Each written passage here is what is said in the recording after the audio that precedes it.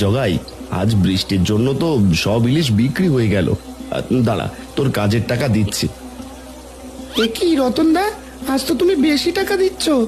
আজ তোর প্রথম দিন, তাই টাকা একটু বাড়িয়ে দিলাম। যা, এটা নিয়ে তোর ছেলের জন্য ভালো মন্দ খাবার কিনে নিয়ে যা। আরে ও দাদা, সব ইলিশ মাছ তো বিক্রি হয়ে গেছে। বলি, যে একটা ইলিশ আছে ওইটার দাম কত? ওটা বিক্রি হবে না দিদি, আজকের মতো আর মাছও নেই। ইলিশ নিতে হলে সকাল সকাল আসতে হবে। আরে একটা তো আছে, ওইটা কত টাকা হলে বিক্রি করবেন সেটা বলুন। দাম যাই হোক, ওটা আমিই কিনবো। মাফ করবেন দিদি, এটা বিক্রি হবে না। আপনি যত টাকায় দিন না কেন, তাতে কোনো লাভ হবে না। বললাম তো দ্বিগুণ দাম দেব, অনেক লাভ করতে পারবেন। দিলে দিন, নগদ টাকায় কিনে নেব। না না দিদি, ওটা কিছুতেই বিক্রি হবে না। আপনি এবার আসুন। আরে ও রতনদা, তুমি কি পাগল হয়ে গেলে নাকি? মহিলা দ্বিগুণ দাম দিতে চাইলো, তবু তুমি ইলিশটা বিক্রি করলে না কেন? ওইটা বিক্রি করলে কিছু টাকা পেতাম, কিন্তু ইলিশটা তো আমি তোর জন্য রেখেছি। তুই বলেছিলি না তোর ছেলের জন্য ইলিশের পাতলা ঝোল খাওয়াবি। রতনদা, তুমি আমার জন্য ইলিশটা রেখেছো, তোমার এই উপকারের কথা আমি কখনোই ভুলবো না। হয়েছে জগাই, এবার জলদি করে টাকার ইলিশটা নিয়ে বাড়ি যা তো দেখি। কাল সকাল সকাল নদীর পাড়ে চলে আসিস কিন্তু। ঠিক আছে রতনদা।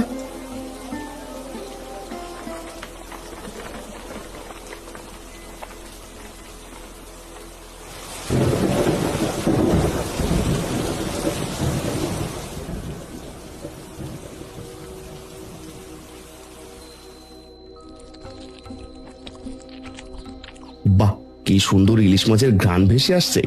এই বৃষ্টির ভেতরে ইলিশ মাছ খাওয়ার মজাই আলাদা। সেটা যদি হয় আবার তোমার হাতের, তাহলে তো কথাই নেই। হয়েছে, এত প্রশংসা করতে হবে না।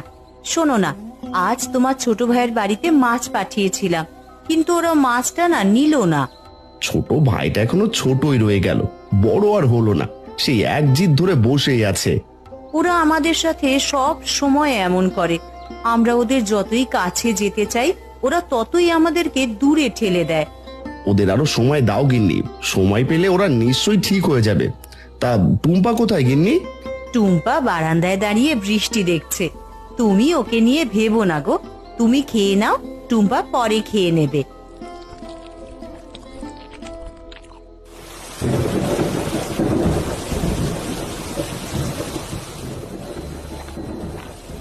কি ব্যাপার সুজনদা, আমাকে বৃষ্টির ভেতর এখানে ডেকেছো কেন? শোন জগাই, তোকে ডেকেছে একটা কাজের জন্য। তুই কাল দাদার মাছের ঝুড়িটা চুরি করে আমাকে দিয়ে যাবি। সেটা আমি অন্য গ্রামে গিয়ে বিক্রি করে যা টাকা পাবো তা দুজনে ভাগ করে নেব। না না না সুজনদা, এই কাজ আমি করতে পারবো না। রতনদা আমার পেটে খাবার তুলে দিয়েছে, তার সাথে বেইমানি আমি করতে পারবো না। চুপ কর চোরের বাচ্চা চোর, সারা জীবন চুরি করে এখন সাধু সেজেছিস।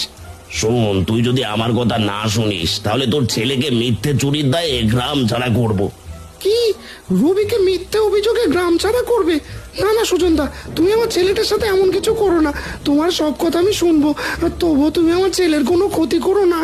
এই তো সোজা আঙুলে দেখছে ঘি উঠলো না, অবশেষে আঙুল বাঁকা করতে ঘি উঠে গেল।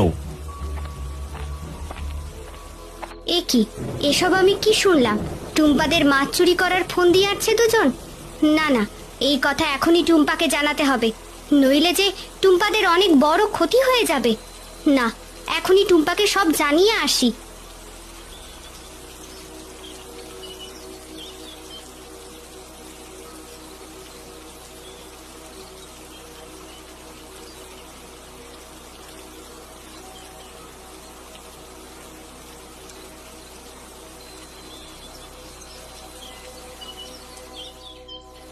গিন্নি, আমি তাহলে যাই, শুভ কাজে দেরি করতে নেই। ওগো, আমিও তোমার সাথে যাব। তোমার ওখান থেকে বড় বড় দুটো ইলিশ মাছ নিয়ে আসবো, যাতে করে আজ ইলিশের পাতলা ঝোল রান্না করতে পারি। ঠিক আছে গিন্নি, তাহলে আমার সাথে এসো। আজ কবজি ডুবিয়ে ইলিশ মাছের ঝোল খাবো।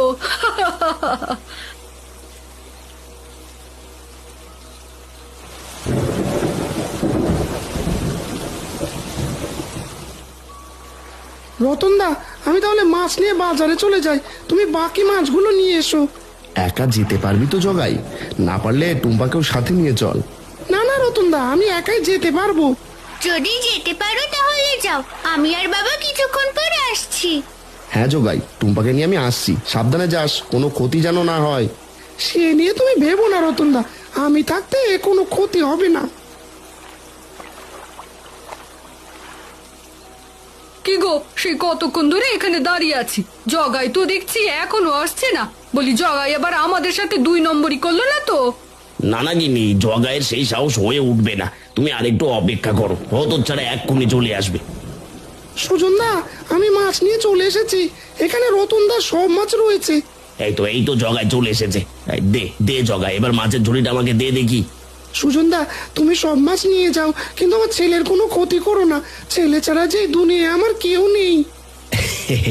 আরে না রে জগায়, তোর ছেলের কোনো ক্ষতি আমি আর করবো না, এবার মাছগুলো আমাকে দে দেখি। না, একটা মাছও তুমি পাবে না। অন্যের মাছ চুরি করতে লজ্জা লাগে না? এই পুচকে পাখি, এখান থেকে যাবি নাকি লাঠির মার খাবি? দাঁড়া, এখনই তোদের মজা দেখাচ্ছি। আমাকে মারবে? ওরে বাবা রে, ওরে বারে মরে গেলাম রে। ছেড়ে দে বলছি।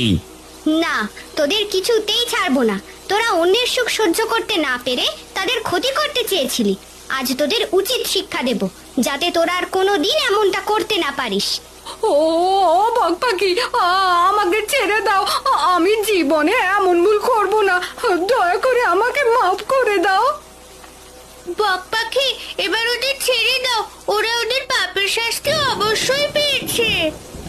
হ্যাঁ রে টুম্পা মা, আমার ভুল আমি বুঝতে পেরেছি, এবার বক পাখিকে ছেড়ে দিতে হবে। ও বক পাখি, আমরা আর কোনোদিন কারো ক্ষতি করব না, দয়া করে তুমি আমাদের ছেড়ে দাও। ঠিক আছে, এবারের মতো তোমাদের একটা সুযোগ দিচ্ছি। যদি আবারও তোমরা এমন ভুল করো, তখন কিন্তু আর আস্ত রাখবো না।